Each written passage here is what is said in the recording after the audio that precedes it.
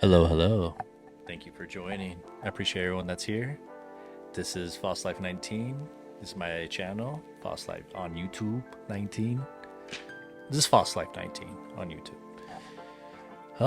So today we're going to be talking about some fights that are very interesting. This weekend's fights have been changed quite a bit. So let's just recap what's going to happen. Let's get it. We're breaking down all the action coming in live from Farmasi Arena in Rio de Janeiro. This October 11th.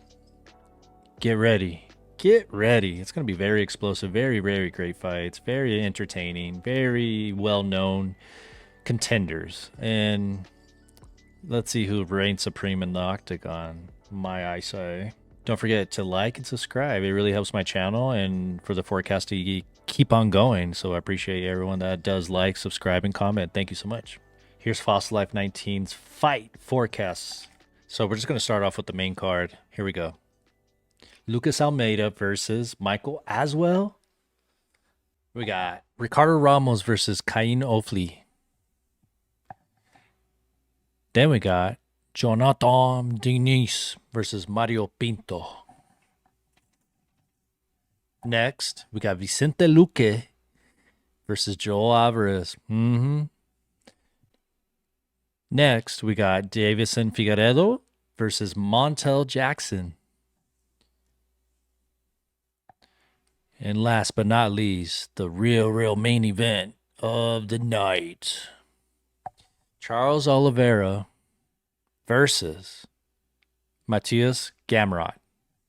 Let's just get started now, all right? Here we go. And if you haven't already, go ahead and like, subscribe, comment. I really appreciate it. It helps the channel grow and keep me going. Thank you so much. So we're going to start with the first fight. Here we go. So we got the first fight of the night. Lucas Almeida versus Michael Aswell Jr.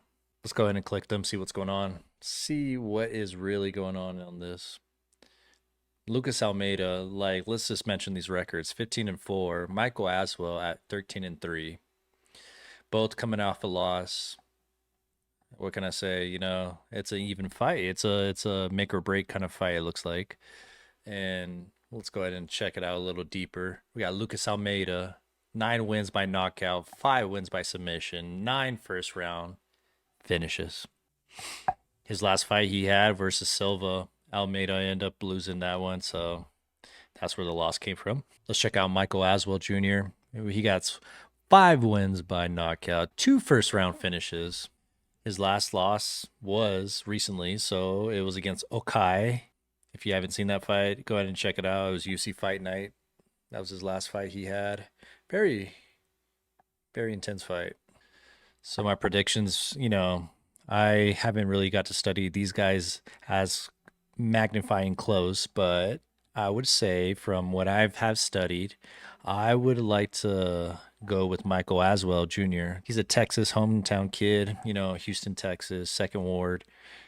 He seems very hungry. I like that he has this determination to win and just grind. And I seen in his videos. I don't know if he has the best of striking, but I would say he would prevail. Lucas Almeida, you know, I like him. He seems like a very good family man. Seems like a very good religious / loves Jesus, which is very amazing. You know, he has a focus. So it just seems very close. But I'm gonna go Michael Aswell by decision. Next, we got Ricardo Ramos versus Kaan Ofli. We got Ramos at 17-7 record wise, and we got 12-4 for Ofli. They both coming off a loss. This has been a trend on this main card at the moment. Don't get offended. It just is what it is. And these are times for people to actually come up, make sure they even have a goal to win, because it looks like, you know, most of these fighters will be cut if they don't actually make the crowd entertain. I mean, we're going to be in Brazil on this one, so get ready. We got Ricardo Ramos at 4 wins by knockout, 7 wins by submission, 8 first round finishes. His last fight was UFC Fight Night, and it was versus Mariscal, and he lost that one. It's okay.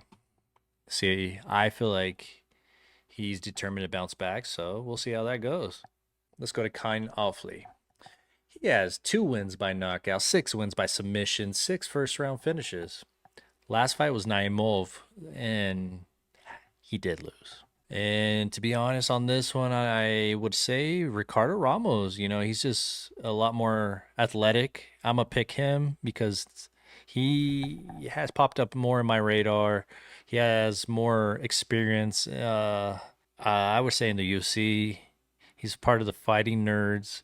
Kind of hopefully, I haven't seen too much of him. He's part of Dana White's Contender Series He came up from that. So it's a do or die on this one for both of them.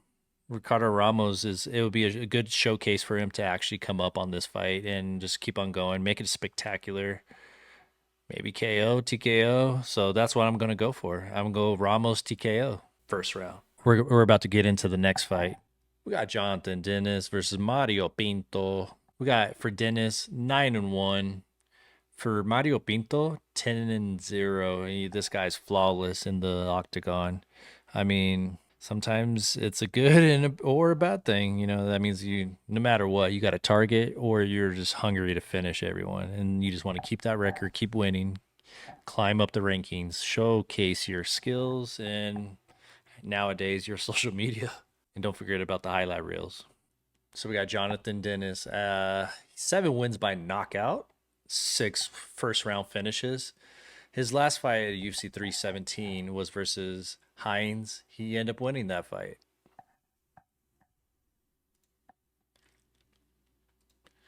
We got Mario Pinto on the other side. Here's 6 wins by knockout, 1 win by submission, 5 first-round finishes. UFC Fight Night, he ended up getting a fight with Lane and end up winning. So yeah, Lane is no slouch either. I mean, let's check him out quick. See if we can find. Yep, here it is. That was the last matchup. End up winning round 2, KO, TKO. I mean, I feel like Pinto is the actual guy to come up in this fight, and I'm gonna go for him. Not a lot of footage on him, but he seems like the guy that's coming up from Portugal. Din's from Brazil, so look at the height difference: 6'6" on Pinto, 6'4" with Dins.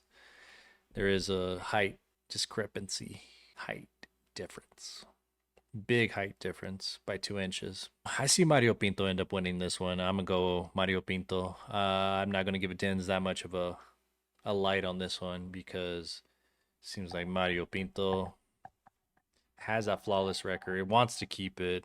Has the length, and maybe the UFC wants to support Portugal next. They have fights there, so let's go Mario Pinto. Let's give him a chance. And if you really want to know how he wins, I got Mario Pinto winning by decision. All right, let's get into the next fight. The next fight right here. The next fight. Next fight. We got Vicente Luque versus Joe Alvarez. All right, this is going to be interesting. This one seemed very exciting. All the highlights are there. I mean, check them out. Vicente coming out off a loss, his last fight. It wasn't the best of showcases for him. And then we got a win on Joe Alvarez's side. And their record, 22-3 for Joe Alvarez. All right, let's get it started with Vicente Luque and Joe Alvarez. Let's get a little deeper in that. We got Joe Alvarez at 22-3. Record-wise, we got Luque at 23-11. Let's go ahead and get a little even deeper. Let's see what's going on with these stats. 5 wins by knockout for Joe Alvarez, 17 wins by submission, 14 round finishes. Last fight he had UFC Fight Night versus Klaus. Ended up winning that fight. All right, let's get a little deeper into Vicente Luque. 11 wins by knockout, 9 wins by submission, 14 first round finishes. His last fight, UFC 316, ended up losing to Holland, Mr. Big Mouth himself. If you want my straight opinion for this prediction of the fight, I'm going to go first round Joe Alvarez. I mean, this guy's very athletic. He has the kicks. He has the punch. He has the swag. He's a Spaniard versus, I guess Luque is from the United States, but originally he was always from Brazil. But, he's represented the States on this one. Joe Alvarez, he just seems like the Pantera of Spain. There is a height difference, 6'2" on Joe Alvarez's side. Luque at 5'11". So yeah, Joe Alvarez by TKO, second round. All right, on to the next fight. We're getting to the co-main event. Getting a little spicy. We got Deiveson Figueiredo versus Montel Jackson. Let's read off a little bit of their stats. What they got: 24-5 for Deiveson Figueiredo, 16-2 with Montel Jackson. Let's see what's going on with Montel Jackson over here. His 6-fight win streak is on point. 8 wins by knockout, 7 first-round finishes. Last fight, UFC Fight Night, Jackson versus Marcos, won that fight. Let's look into Deiveson Figueiredo's stats himself. 9 wins by knockout, 9 wins by submission, 11 first-round finishes. UFC Fight Night, he ended up losing versus Sandhagen. I mean, Sandhagen's a good guy and a very great fighter from Denver, Colorado. Don't forget it. Representing Aurora, Colorado specifically. But that's another fight forecast for that. So if you really want my prediction, I will really say Montel Jackson's going to pull this off. Montel Jackson will pull this off. Don't forget about that. He's a very great fighter. Very, very game. Believes from Wisconsin, United States. We got Brazil in the house with Deiveson Figueiredo. Got Montel Jackson by TKO, second round. You know, I just feel like he's going to piece him up in the first round, feel what's going on in the octagon. And then in the second round, get coach's advice, get in the rhythm. Montel Jackson by TKO, second round. And on to the last fight of the night. Main event. We got Charles Oliveira versus Mateusz Gamrot. Hopefully I'm saying his first name right. But we got Oliveira versus Gamrot. Here we go. Got Oliveira 35-11. We got Gamrot at 25-3. Gamrot coming off a win. Charles Oliveira coming off that loss against Ilia Topuria. Let's get a little deeper in this. Charles Oliveira, 10 wins by knockout, 21 wins by submission. Last fight was UFC 317, and Oliveira did lose to Topuria by a KO. Very nasty. I know he has a strong mindset, and he's ready for this fight. Don't you forget it. Oliveira's ready for this fight. Got Gamrot next over here. Let's see what his breakdown is of his stats.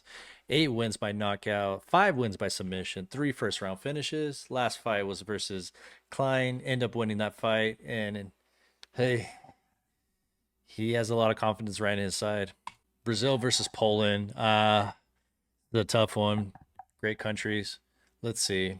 I'm going to have to go Charles Oliveira winning this one. Hometown hero. I mean, we got Charles Oliveira winning this. Gamrot's a very game fighter. Just Charles Oliveira, I feel like, has that chip on his shoulder from the last fight that happened. His family was even there in the crowd. I mean, that probably would have been tough to witness your own father or your husband just get knocked out like that. That was not pretty. I'm going to say Charles Oliveira, he has that fire in him, and Gamrot will try to take him down, and maybe I would say third round submission for Charles Oliveira, because Gamrot will try to shoot.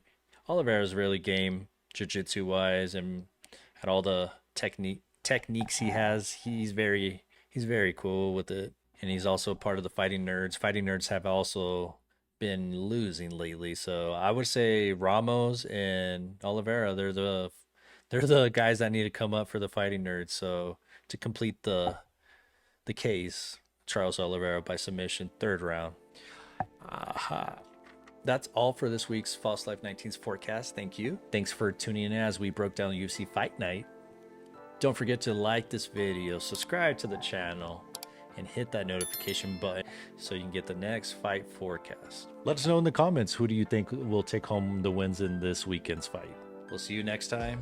Peace, and appreciate everyone. And just, don't forget to like, subscribe, comment.